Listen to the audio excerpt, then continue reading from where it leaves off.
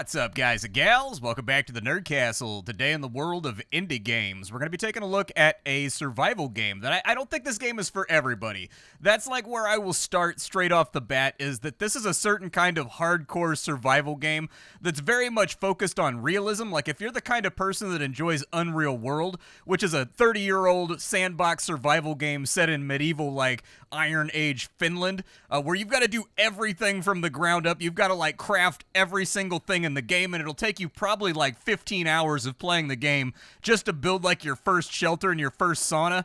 This is that kind of game. Now, I've always been really into survivalism. I went through a phase where I read tons of books and I was going out on backpacking trips and testing all this stuff out. I was watching like way too many Les Stroud videos.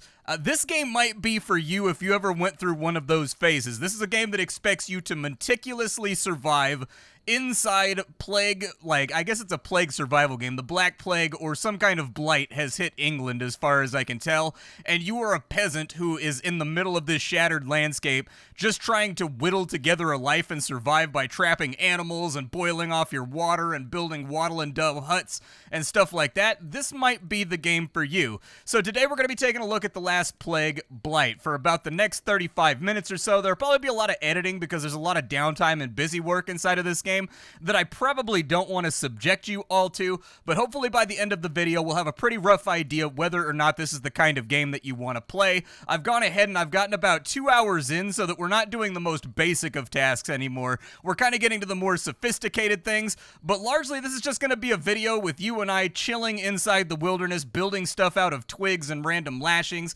hopefully having a good time. The game is in early access right now, but it is still a very good game that will eat up a lot of your time. This 2 hours right here vanished like instantly while I was playing the game and getting ready for this video, and so it's a game that'll vanish your time pretty quickly.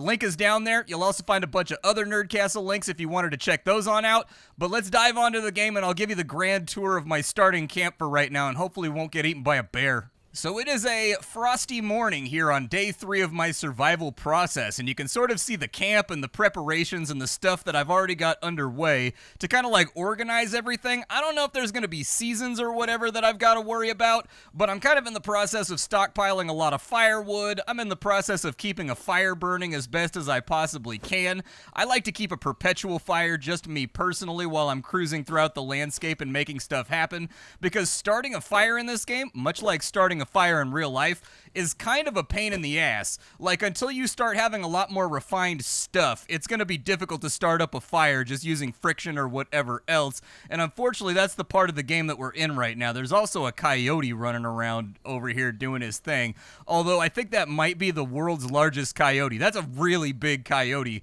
Where I live, coyotes are like the size of foxes. The problem is they come out with like 30 of them running around, and so they've got those Zerg swarm tactics. That right there is more the size of a wolf where I come from. That's a big old bad boy wolf like you'd find down in Arizona, New Mexico right there. Put a little bit of heat on you, but welcome to my camp. I've spent the last couple hours setting this place up. Over on this left-hand side, I've got myself a lean-to, and I've also got my bedroll down underneath it, because if you leave your bedroll out in the rain or in the weather, it will degrade, and God help you if you end up without a bedroll inside this early phase of the game. It's probably not going to work out super well. Over here, I've got my fire pit. I've also got a smoking apparatus up above it so that I can smoke off meat just in case I need to. Where would the internet be without copious quantities of people smoking meat, myself included? I've got a tanning rack over here on this side that I've been playing around with, but I don't have all the necessary stuff to treat leather just yet. I've got a bunch of hides and I've got a bunch of other things that I have prepped right now, but I need a washing basin and a couple of other things before I can make leather, because the first process of any type of leather working is that we've actually got to salt brine it and get it going. In this game, you can tell the developer has spent a bunch of time actually researching how all of these things worked in antiquity and has put it all together to be as accurate as possible without the gameplay tripping over itself and becoming a whole bunch of mundanity and banality. Still, this is kind of a dad game to a certain respect. Yes, there is combat. Yes, you will be fighting, and yes, there is like plague, and I don't know if there's monsters and zombies or whatever inside of it. I can't go into the plague right now, so anytime there's a plague zone, I just kind of have to walk away. The game also seems to have an emergent narrative that's coming out right now. A couple of days ago, a bird flew by and dropped a letter next to my fire, and then the letter said that in 3 days I will be visited by someone. As of yet, I don't really know what that means, but hopefully you will be here when that happens. I've been kind of clear-cutting the area, getting all of these trees and all this nasty stuff out of the way so that I can start building up shelter and getting myself into a position where I don't really need to worry about the core basics of my survival, that being like freezing to death, starving to death, and making sure that I always have water available. This is my big project for right now. I've started to build a mud daub hut over on this side, or like a wattle and daub hut. I haven't got all the walls and everything in just yet, but I'm getting there. This is a big project because it's going to supply us with a lot of security. So just having walls around us is going to be a big deal when it comes to like heat retention and making sure that we stay healthy as the days get colder and colder and colder. The building system in this game is very, very interesting. You've got to lay down the posts. Once you lay down posts, you've got to connect them with cross beams and top beams. Once you've got that done, you've got to do cross beams around that way. Then you've got to put in a roof, which takes a while. Then you've actually got to put in the roofing material, which in this case is just a whole bunch of pine boughs that I put together. And so this has been a big project. I would say I've been working on this for like 45 minutes to get it done, and I may not actually sleep inside of it. I may use it as a generalized storehouse for my goods, because I can make crates right now out of random woven sticks, but they don't protect my stuff from the elements, meaning that whenever it rains or whenever it gets windy and nasty, it destroys my stuff inside the container. And so I need it to be underneath a roof and inside walls, I think, before it's going to stop degrading on me. For right now, first thing in the morning, we've got to handle basic survival tasks. So I've got a little bit of water left over. Not very much, but I'm going to have to put this water in my offhand. We'll take this bowl, which, by the way, I made out of clay. What was that? Oh, Wolfie wants to have a problem. What's cracking, buddy? You want to throw down? Let's throw down. You want to do this thing? Let's go. Yeah, he running now. He don't want it. Yeah, you better run. That's what I'm talking about. You better get your mangy ass out of here. Dude, I will beat the fluff off you. I've got a Viking axe and a bad attitude, and I am not afraid to use it. I will come straight at you. Man is in the wood. This is human territory right now. Did I fill up my bowl with water? I did not. This clay bowl, I made it. I found a clay deposit, and then I gathered a bunch of clay, and then I shaped it into a bowl, and then over on this side, I have my kiln. Once I have my kiln fired up, I can fire anything inside of there that's made out of clay in order to make it into clay brick construction. And so that's super good. I'm in the process right now of building a crucible on this side, but I'm not sure I'm super happy with where it's at for right now. But that'll allow me to smelt down metals into fragments and shards, and then from there I think we should be able to make new tools for ourselves. Tools do indeed have durability in this game, but the durability seems to be pretty realistic. I've had this axe now for about 2 hours. I have chopped down a ridiculous quantity of trees, and I think it's really only lost like 15% durability in that time, so I'm guessing you're probably going to have to replace your tools like every 5 or 6 hours of gameplay, maybe every 6 or 7 hours, which compared to most modern survival games is actually fairly generous. I think I'm going to take this apart and get my bits back, and I think I'm going to replace it in a different spot. So let me get all my clay bricks real quick, and then we'll get back to it. So the first thing that had to happen is I had to take down this tree right here in order to get it out of the way, because I'd like for all of my various objects to be sort of assembled up here for assembly. I might build another hut on this side once I get some more trees cleared out. That way I have one hut that I live inside of. Then I'll, I don't know, maybe knock out the wall on this side so I can move easily in between the two huts. I'm not really super sure right now how I want to do it, but you know, there's plenty of time for that. This is a game that's very contemplative, and you've got a lot of stuff going on. I think our water's probably good to go, so let me go ahead and drink that up real quick. Okay, water did all right. We're pretty set up, but now we need to find ourselves a few hunger-related things. I've got a cooked sausage over here, but it's at 2% condition, and that kind of worries me. So I'll probably just eat that sausage right there, bottom left-hand corner of the screen. In this game, we are going to be doing the standard fare stuff that you do in survival games. Largely babysitting meters. That's going to be a big, big part of it. And so let's eat another one of these, I guess. I can make some more sausages because I've got a bunch of snare traps and whatnot out in the woods right now, and I think they're all full at the moment. And so I think what we should do is we should come out here and check my traps. That way we can gather. Yeah, there's an active rat. There's a dead rabbit inside of here. How bad a shape is he in? He's not in great shape. It looks like he died of starvation inside the trap. I've been kind of trying Ooh, this one's alive, though. Let's get this one right here. He'll be nice and fresh. Fresh and wriggling. Let's pull all the parts off of him. From taking bits and pieces out of this guy, we're going to get the main meat. We're going to get a rabbit hide. We're going to get animal intestines, which we can use to manufacture sausage casings. And then we've got fat, which also goes into making sausages, which I find to be a really, really good survival meal that'll last a couple of days if you stay on top of it. We got another rabbit on this side, so let's go ahead and get him. He's been murdered effectively. We're going to pull off all his parts real quick, and then once I've got those all good to go, I'm going to investigate what exactly I can do in order to preserve this. I think you have to strip the meat in order to smoke it over the top of the rest of everything else, but for now, hopefully it'll be okay. For now, though, I think I do need to clear out some stumps. That's kind of like a long, laborious process in this game. But you can also use a stump as an improvised anvil, if you wanted to, for forging things and generally repairing, fixing, and getting stuff into the shape that it needs to be in. I'll get back with you once we chop this down, and then we'll figure out where we want to put down our next batch of crafting benches. One thing I do very much like about this game is that you can go completely hands-off and try to figure it out all yourself, but the game has a tutorial that basically takes you through all the crafting that there is as far as the game is concerned, to just give you these rough ideas of what you should be working on next in order to subsist and survive inside this environment.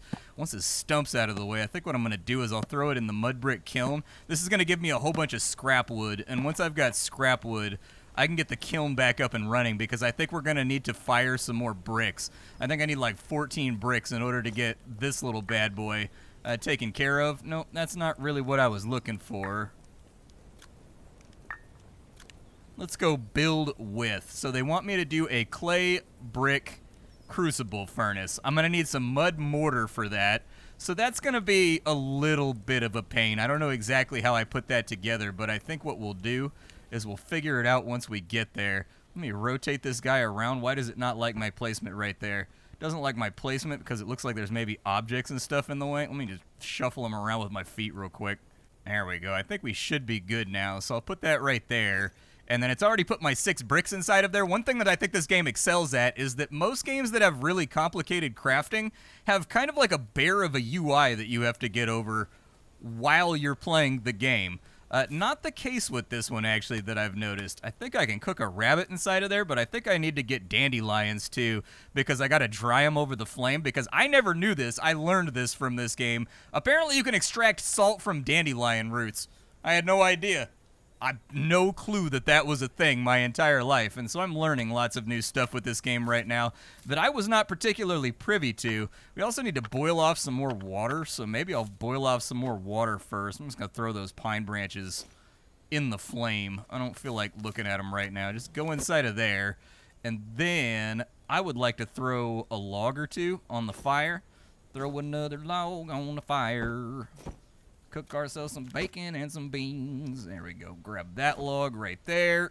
Haul it on over to the fire. We'll throw that into the old receptacle spot. Now we've got enough fire to last us a good long while. Like I said, in a survival situation, it's always good to have access to either fire and or embers at all times, because starting a fire, if you don't actively have a lighter, or you don't actually have a flint and steel, or like a magnesium striker, I don't know if you've ever tried to do a friction fire before, but it's kind of a pain in the ass. You can figure it out, like it's doable, but it's very, very energy intensive, and on top of that, it's not guaranteed to work a lot of the time. It's very easy to spend a lot of effort getting the world's smallest ember, and then losing it because the wind decides to blow right as you get into things. Over here, what did I need? So I needed 7 kilograms, 8 kilograms of mud in order to get that finished off before that's going to be useful to me. Almost all my rabbit hides are rotting right now, so I think I'll probably just throw them in the river to get my inventory space back. We'll worry about leatherworking and stuff once I actually get there, but we do need to go out and find some dandelions. I don't know why the weather today, it must be overcast or something, because as it feels to me right now, we'll keep that one. I'll probably throw out the coyote pelt too. Throw out the intestines for now. I can crush this up into hamburger, or I guess in this case it would be rabburger. but I don't know if I want to do that just yet. We'll just keep the good hides for now. Got a few twigs for kindling over here because you do need to have kindling and you do need to have tinder in order to start any fire. But let's see if we can find some more clay by walking down the riverbank and just kind of seeing what we find around here. I don't know if we're going to run into clay, but a good idea if you live anywhere that has clay available is just to follow a water source because clay is typically the reason why water pools. And so if there's water around like a riverbank or a creek bank or anything else like that, chances are, and there it is, we found clay. So let's go ahead and gather this stuff up real fast. Just with our hands, it's going to be about 200 grams of clay for each and every single one of the bricks that we make in order to get our crucible up and running. And then from there, I'm going to have to figure out a source of mud. But let me get the bricks done first before we get too wild and crazy with it. So we have all of our clay. One of the things I really like about this game's UI is that if you want to see every single recipe that a certain item is contained inside of, you can just right-click it and go craft with. For other items, there will be both craft with and build with. Build with will do the exact same thing, but it'll show you every single building that can be built while you're going through with that object. For this guy right here, I don't remember how many I needed, but let's sculpt up like, I don't know, maybe 8 of them. I also took a minute to grab some long sticks so that I can finish building my hut over there, because the long sticks are actually, weirdly enough, the hard part. The little sticks are really, really easy to get, but the short sticks, I'm sorry, the little sticks are easy to get, but the long sticks are the ones that are kind of like rarer. And so we'll throw those on in there because it finishes off the long sticks on that side. And am I done with the long sticks on this side? I am actually done with the long sticks on this side, but that's actually kind of good news because I can take big sticks and I can just convert them into little sticks at a 2-for-1 basis. And so let's get this wall in here. That wall's ready to go, so let's just hammer it in real fast. I probably should have got the fire and the bricks going before I did this. That way I'm not, like, wasting time. With any survival situation, it's sort of like a wrestling match in between how many calories you're willing to burn and how efficient you are with your time in order to survive. But there's 2 out of our 3 stick walls done, and then I'm going to need about another 20 sticks over here to get this side done. But let's focus on the bricks first. So I need to get my kiln up and running. That means I'm going to need at least a couple pine branches. So we'll grab those, and with the pine branches, we're going to craft with those in order to get 2 stacks of leaves that we can use as kindling. I already have twigs for tinder, so that should be perfectly fine and not cause too many problems. Throw those 2 sticks that we got inside of there.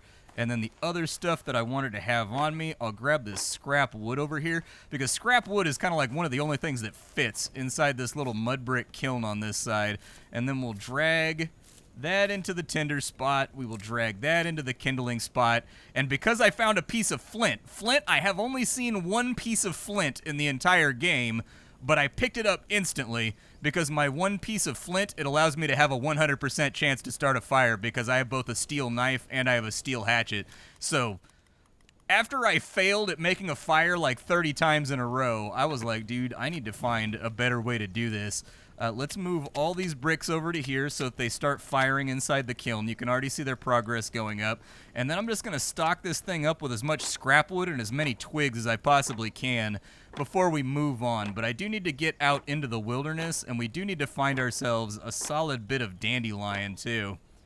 Alright, so this guy should be prepped up to cook some serious brick now and get that thing done. Sort vertically, actually. Yeah, that'd be really, really helpful. We have all this clay over here. I'd like to store it up and just keep it somewhere so that I don't have to go out looking for clay every single time I need to do anything.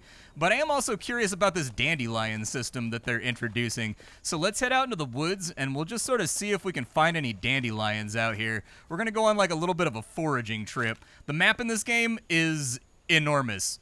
I have been around this area in my 2 hours. I've kind of explored around. There haven't really been that many points of interest or anything else like that. And Pearlshaw up here to the top is very much infected. You can see that green fart gas all over the place. Suffice it to say, you don't want to be inside the green fart gas. It's really, really bad for you. So try to avoid it if you can manage it. Maybe I'll grab some long sticks while I'm out here too. Do I not have space for them? Do horizontally then. So I found wild garlic. We need that in order to craft the thing that I'm trying to craft right now. Most of the mushrooms seem like a really bad idea, so I haven't been touching them. It seems like the nutrition you get out usually isn't worth it. We'll get out of the blight there real quick before anything bad happens. But if you look really far off the distance, you can kind of like see the top of the houses and barns that are over there in Pearlshaw. This is spreading, by the way. As you're playing the game, every single day, the game will be like the plague is spreading. I haven't got to the point in the game yet where we're going to be like casting off the plague and pushing it back. I don't even know if that's going to be possible, but we'll cross that bridge when we get to it, I guess. Over here, it looks like we have a patch of dandelion. So I'm going to grab everything I can from here. 3 dandelion roots. And let me see how the crafting works on this, because I've actually never had this item before. So dandelion plants, you can cook them to extract the salt that is inside the roots. Okay, well, I like salt. I mean, I feel like no meal has ever gotten worse by adding salt to it. Everybody loves salt. Throw that thing on everything. I tend to like my stuff a little bit saltier than everybody else, too. That's just kind of how I roll. I don't know if it's because my electrolytes are, like, consistently low because I'm a distance runner. Outside of YouTube life, I run a lot, and I run really, really far, like pretty much every single day. And so, what was that? Is there something behind me? But either way, I tend to like my food incredibly salty compared to how much other people like salt. There's a rabbit right there. If I had a throwing spear or something, I could chuck it at him and I could get him. And just like that, it actually looks like I'm tapped out on inventory space. I haven't gotten the stuff yet to make a bigger backpack or like whittle anything together. So I figure for now we'll head back home, which looks like it's due this way, just kind of to the east.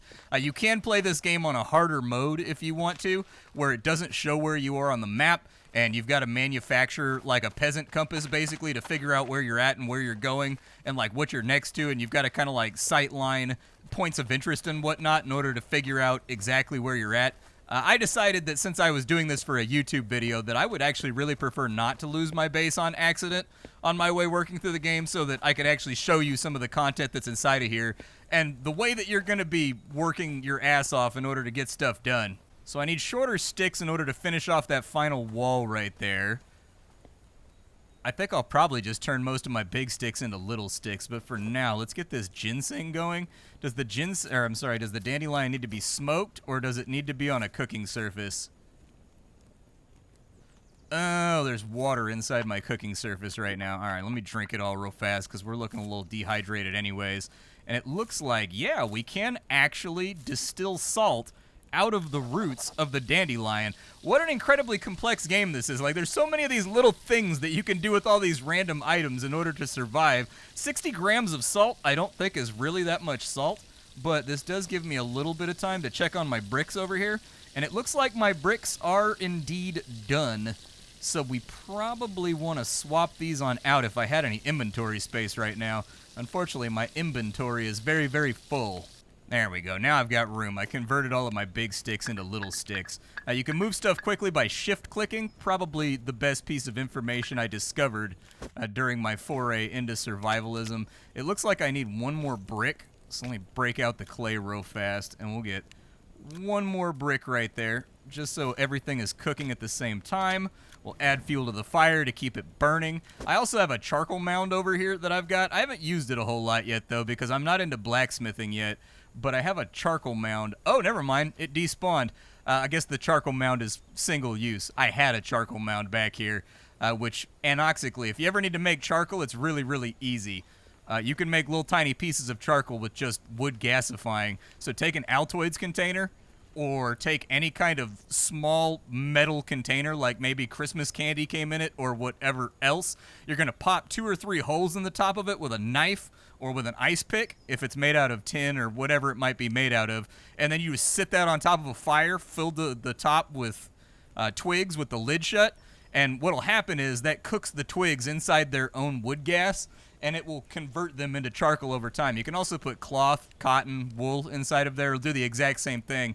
And the second you touch a flame to it, it'll burst almost. And so it's really, really good as a utility to start fires, basically.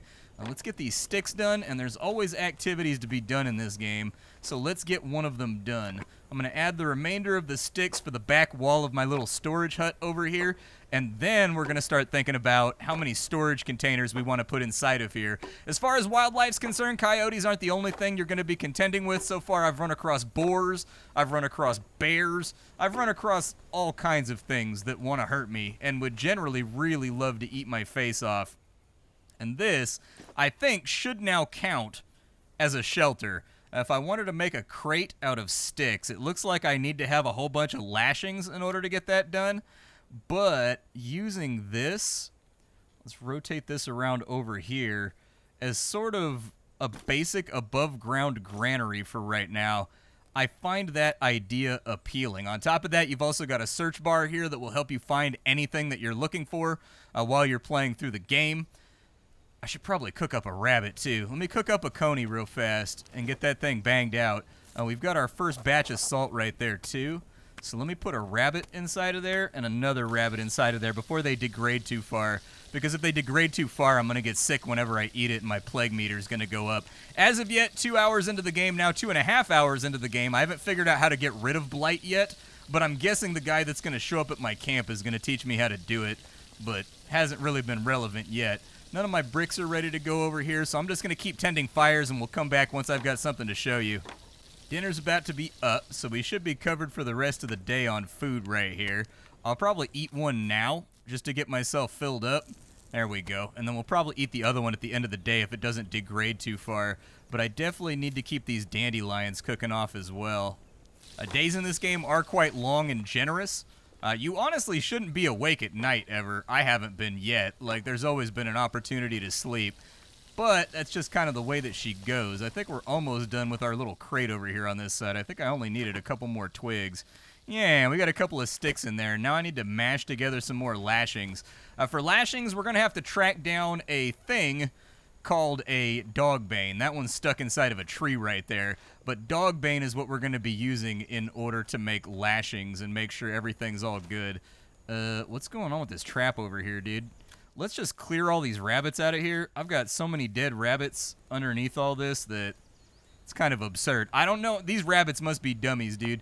They must not be the brightest rabbits on Earth because these traps are literally surrounded by death and bones and bloodshed, and yet the rabbits keep coming. I can't explain it. They keep sliding around and just being like, hey, what's going on over here? Barry get killed? Oh, God, I'm dead. And so these are dogbanes right here. That's what they actually look like. Unfortunately, a lot of the dogbane fields that I've been using are being taken over by the plague, which is the kind of pressure that I don't really want to deal with. I'm intensely interested to see what's inside the city over here, inside the current early access. Like, I want to see what's inside the heart of the plague, like what gnarly challenges are hiding from me out there. But I haven't had an opportunity to do it just yet. There's a coyote over by this dogbane, and I think I'm going to have to fight him. I don't think I have too many choices. There we go. We got the coyote. The good news is the coyote over here is actually going to be a really good resource for us. I don't really care about all the other stuff because I can't do anything with it yet. So I'm going to harvest both of the meats off of him, and there's a very specific reason why I'm doing this. In this game, you can make, like, shredded, basically, jerky over your drying rack. On top of that, you can also make hamburger patties. I'm guessing you're going to be able to do some kind of pemmican or something later on in the game, too, that I haven't gotten to. I don't know if I can touch this or if I'm going to get Ebola all over my ass. Nope, no Ebola on my butt cheeks. My butt cheeks are officially clear of Ebola. So you can spread the word. Post that wherever you like on the internet that Splattercat's butt cheeks are 100% unafflicted with Ebola. These dogbanes right here, we're just going to chop those up into lashings. And now that we've got some plant rope lashings, I should be able to finish that crate that's back at base. I'm going to grab the ginseng root. I don't know what ginseng root is useful for just yet. I know that ginseng root is kind of a wonder drug, I suppose. We've also got crushed golden seal over here. I guess I can mush it up. It says that I can use it as a cooking ingredient, so I don't know if it's going to fill in as some kind of seasoning or what. Ooh, chamomile. Chamomile's super good. So chamomile's a little bit different than a lot of the other stuff you're going to come across. Chamomile, you've got to dry it first, so you dry out the petals, and then once you dry out the petals, you can mix it with water, and if you've got enough chamomile petals to throw into water, it will create a tincture or like a tea of various strengths, and that tea will make it so that you regenerate health. And thus far, aside from sleeping, that's one of the few ways I've found to get my health back in any sort of rapid sense is by cooking off chamomile tea. So if you can find chamomile, I do recommend picking it up whenever you see it. So with a decent day of herbalism behind us, there's a couple things we need to do first. We're going to want to prep this guy here, and we're going to want to make a couple packs of strips of raw meat right there. And then we're going to put this on the smoker real quick so that it gets preserved and it lasts a lot longer.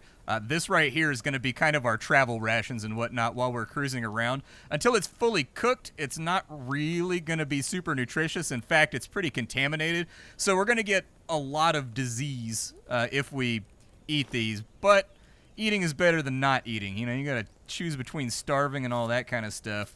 I can dry the chamomile leaves over there in the drying spot. I'm going to take back all of my salt so that I have it on me. I am going to cook off the remainder of the dandelion while we wait. Plus, I can't do it at the same time as the rabbit. Okay, we'll deal with the rabbit a little bit later then, and hopefully that'll be all good. But while that cooks off, I think we've got room for our crate over here, which is going to be a nice little storage medium. So let's get that going. Ideally, I'd like to get another one in next to it. I have no idea how big this crate is going to be, but it's been enough of a task building a shelter and then also building in our storage inside of it that hopefully it gives us enough room to store up things that are kind of perishable, I guess. So, oh yeah, that gave us a bunch of room. I can get all the clay out of my inventory, the mud. I can throw some plant leaves inside of there. I'll probably sort this out a little bit better later on down the line. But for now, this should save me the trouble of having to dispose of a lot of things. It's also going to allow me, like right now I've been living hand to mouth. Like as I gather things, I'm using them to build stuff. And I don't have the inventory space to work on multiple projects at the same time. With this guy right here now, I can actually store up things like bones, which in this game you grind it into bone meal and use it as a fertilizer, for example. There's lots and lots of things you can do in this game with all these extra objects, and I've just been throwing them in the river because I don't have space to store them, and then if they're all over the place and I'm in out mode, these little item names are all over the place, and it makes my base look messy and gross, and I don't like it. Let's get those 3 back. And then I think that should be the last of it for our bricks on this side. I do need some mud mortar. What is mud mortar going to cost me to make? So it looks like mud mortar is a mixture of both clay, mud, and water. Or we can do it just with soft clay and mud, it looks like. Oh, it's dirt and water. Okay. Well, I do have a lot of clay, and mud should be pretty easy to get if we go out in the lake. There's usually mud around the bank over here that I can just pick up endlessly, although it does deform the terrain while you're doing this. Let's grab the mud. And now that I've got a couple of kilograms of mud, how much mud mortar did I need for this thing? Like a lot? I need 2 kilograms of mud mortar. Okay, I think that's workable. I've got to pull the clay out that I just stored, but this should be fine. Let's see if we can convert this all into mud mortar. And so we'll go mud mortar. And there it is. And it actually just converted it all in one go. So I've got leftover mud mortar now that I can play around with. That's good. Let's just add that to there, and then we'll build the furnace. And I'm interested in seeing what kind of projects I can play around with inside the furnace. I don't think I've seen any metal deposits around recently, so that's a little concerning, but I think we should be in good shape here. All right, Crucible Furnace, what do you do? So we've got material that we can put inside of there. We need a crucible, though. So I'm going to need some more clay, actually, because I can make a clay crucible down here somewhere. Crucible. There it is. I need 300 things of clay in order to make a crucible so that I can pour the metal once I get it on in there. But the whole game is like this, where like you're working on for an entire day. You'll be working on a single crafting bench, and then that crafting bench will have extra supplementary things that you now need to go craft in order for the whole thing to function effectively. Very, very addictive. Like, it's an easy game to sink into and just zone out into. I think it's got that similar Zen feeling. to a game that's something like Power Wash Simulator, except that there are threats on the map, and this focuses a lot more on survivalism, which is what I care about. That's one of my big loves in life, is just survivalism. And so I enjoy doing these little tasks because to me, knowing enough about survivalism, it's fun for me to see the stuff that I know and be like, oh, I already knew that I was going to have to do that before they introduced the concept. All right. Now we've got a little bit of chamomile inside of there still cooking off. Let me go store all the mud mortar and get that done. Can I just talk about how much I love the fact that even in early access, this game allows you to sort both vertically and horizontally? Most games anchor you to like a corner or something like that. They don't give you an option, but I love that they've done that because it allows you to customize your backpack load based on whether you have long objects or whether you have horizontal objects, and it makes it really, really easy to sort your inventory. Hopefully that mortar becomes useful later on in the game. I want to build another crate over here, but I'm not going to do it till I actually need it. Are my meat strips done? Meat strips are actually taking a hot minute to get done. They are not finished yet, but what we do have is almost 1/4 kilogram of salt. So that's good. That was very, very productive today, and I'm happy for it. My chamomile is done, but I need, like, you need to have a lot of chamomile to make a tea that makes you regenerate really rapidly, and so I'll have to collect some more. We needed more clay for the crucible. We did. We needed a tiny bit more clay for that, but our first event for right now is just going to get water. I haven't got to the point where I can plank off wood just yet, and so I can't make a water catcher or anything else like that just yet. You can see all the stuff that I've been throwing in the ocean. As far as I can tell, it doesn't despawn. So I've just been throwing it in the water because it just makes my life easier. We've got some water going right there, so we'll boil that on off. And current tasks that we need to play around with, I don't even know what time it is. Now that I've restocked the fire, I think it had gone down by like 6 or 7 hours.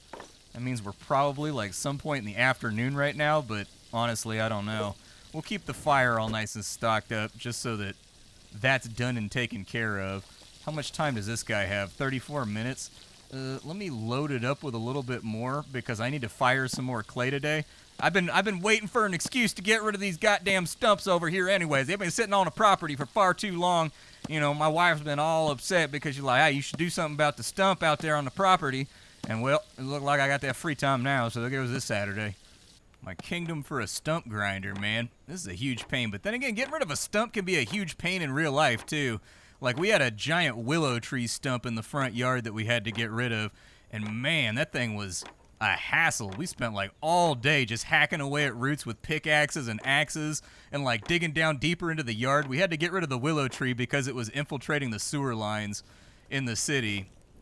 And so the city came by and was like, hey, our sewer guys say your tree's got to go. The roots are getting into the sewer lines, and they're destroying public infrastructure.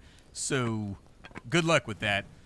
It was a pain. And my dad, being who he is, he didn't want to rent a stump grinder because my dad doesn't like to spend money if he can help it, ever. And so that meant we got to do it by hand all weekend. And, dude, that stump was a huge pain in the ass. Like, we hacked away at that thing for hours, like, all day. And then at, like, 4 in the afternoon, we hooked it up to a bunch of chains and a bunch of clamps because we figured we had gotten enough of the roots to pull it out with an F-250, like, in all-wheel drive mode.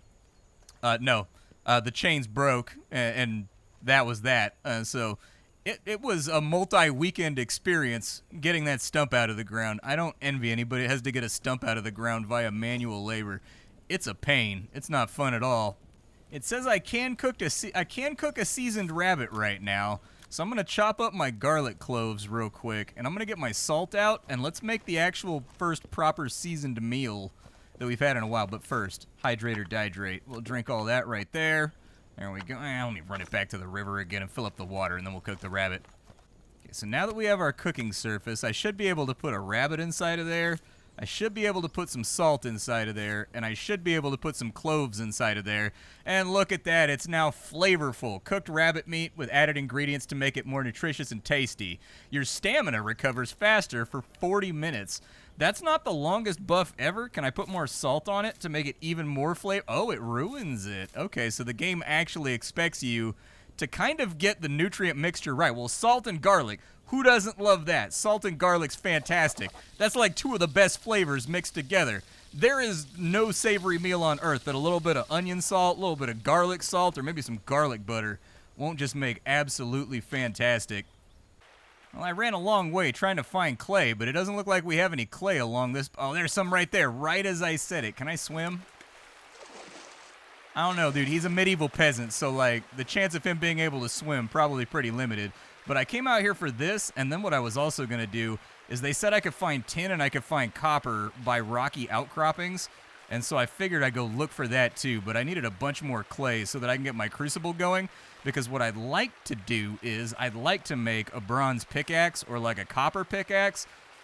That way I can start collecting metals much more effectively. It says I've got to look for rocky outcroppings. I think over here is maybe looking right for that. The altitude is going up over here, and we've got a couple of coyotes that we may have to scrap with in order to get after it. I think they're, like, kind of in the way. I have to go through a plague zone. Are they linked? Are they both going to try to fight me? Got him. Bring him back. Bring him back. Come back here. Ow. Hey. Bad dog. Stop it. All right, so there's one down. I did want his meat so that I can strip it and turn it into jerky. That would be ideal. I still can't, like, cure the hides, so unfortunately they're just going to rot inside my backpack, and so I'm not even going to bother picking them up. We're going to need to find some chamomile while we're out here, too. Come here. Combat in this game, pretty simple. You just kind of hold down click and then release when you want to smack him. Ow, he's smacking me much better than I'm smacking him. What, did your morale break? What's going on with you? No, you're not going anywhere. You better get back over here. We're not done yet. We're done when I say we're done. Yeah, that's what I thought. There we go. Cost me a little chunk of my HP, but hey, all these meat flanks we're about to get out of these guys is going to be really helpful too, so I'll take it. This is good stuff over here. I guess I could take the animal intestines and fat too and turn it into, like, sausages. They do hold pretty well. It looks like the topo lines over here max out. Hey, and there's a little bit. We got a copper ore right there. How big is it? Does it take up a lot of inventory space? It's in my offhand. Oh, it doesn't take up that much inventory space. Okay, yeah, we can smelt this. We can smelt this. We got iron on this side too, which is pretty incredible. Okay, I'm gonna need a pickaxe to get that done, but, like, an iron pickaxe would be a really nice pickup over here. Not enough space. Oh, the iron ores are big. Okay, they're chunky. Well, I can at least... Can I mark this right here? Yeah, metals.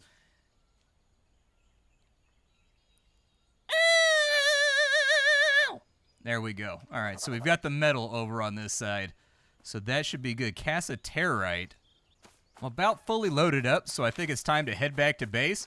But this game's an instant win for me. I think it's really, really fantastic. What this effectively is it's just a graphically upgraded version of Unreal World. If you've ever played Unreal World before, it's completely, totally free. You can go download it from the developers right now. I think it counts as being one of the oldest games in existence that's still in development. It's something like 40 years old or something like that. And it's fun, it's enjoyable, but the entire game has kind of Nintendo-looking sprites for the entire game that have been updated over the years to look a little bit tighter and a little bit better after X amount of time.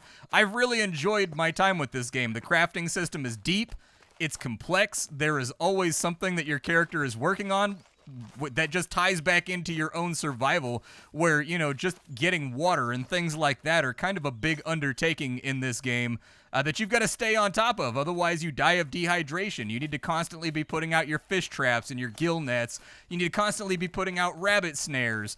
There is weapon crafting. You can make all kinds of spears and bows that'll make you more effective at hunting so that you can survive a little while longer. And so the main appeal right now is going to be, from my point of view, having now played for about 3 hours at the end of this video on the current early access build, I think the main appeal right now is, do you enjoy crafting treadmills? And do you like those crafting treadmills to be heavily rooted inside of realism and how you would actually do this stuff inside of real life? Because it's very clear that the developers studied up on a lot of the methods and things that are in the game right now in order to come up with a lot of the hooks and a lot of the activities that you're going to be getting up to and playing around with. It's not going to be a heavy combat game from what I've seen so far. It's not going to be particularly intense, but if you do enjoy games that are about doing mundane tasks in order to survive while slowly getting stronger and stronger and more formidable with the things that you're crafting for yourself, and then add to that the creeping plague, which in the morning we're going to find out exactly what the plot hook is there and what the guy's going to want from us when he comes to our camp, the complex building system that you can do inside of this game. I think this one's an all-around win, and there's been no bugs, there's been no crashes, there's been no hitches, there's been no problems. This is a remarkably polished product for how complex it is as of right now, up to and including the fact that you can actually dig away Earth and you can terraform a little bit too, if you wanted to go ahead and do that. Weak points for the game right now, I think theming and definitely map population at the moment could be a little bit better. I've been all throughout basically this entire area now, and everything that I've wanted to look at is inside the plague zone, so hopefully in the morning the guy tells me how to make a gas mask or something so that I can go into the plague zone and start scavenging the city. But there should be like other little outbuildings out here. There should be abandoned mines, you know what I mean? There should be abandoned fields around where you should be able to get grain and other like random little things. Maybe there is, I don't know. Compared to the entire size of the map, I've only looked at this chunk right here, this little square has been my range so far while I'm playing the game. I'm guessing at some point I'm going to need to set up multiple camps so that I can travel in between locations. There's also boat building and stuff in this game. You can make rafts and you can go out on the lake, so I'm guessing there's a plan at some point to have some of these masses of water with islands in the middle of them, have things on the islands and whatnot. And so your crafting system is great, your core gameplay loop is good. Now, just the theming, the atmosphere, and also the amount of scavenging type things you can do on the map, points of interest, things you can go investigate when you're tired of the gear treadmill, that would be the next place that I would look. And considering this game is in, I think, the version number right now. What's the version number right now? Let me save my game. The version number as of right now is 0.1, which means this game probably has a lot of ground left to cover. But I've burned down 3 hours right now, and it went like the blink of an eye, which I think means the game is fun. And then from there, it seems like there's a huge amount of stuff that I haven't built, I haven't done. I haven't even gotten to the stone tier yet. I'm still building out of twigs and wattle and daub and mud right now. And so it seems like there's a lot of stuff to fool around with if this game ends up sucking you in. I like it. In fact, I would go so far as to say that I love it. This is exactly the kind of game that makes me happy to be in indie gaming, because you would never see anything like this made by a AAA outfit, a period-accurate crafting survival game in the Black Plague where you're like refining salt out of the roots of dandelions and whatnot. This is the kind of thing like Neo Scavenger. It's the kind of thing like Dwarf Fortress, you know, where this is somebody's passion project and they went for it, and I think it works brilliantly. I'll see y'all later. Thanks for stopping on in. My name is Splattercat. I sift through the pile to find what's worthwhile in the world of indie games every single day so you don't have to. Today we were playing around with the last Plague, Blight. Tomorrow it'll be something else. Bye, folks.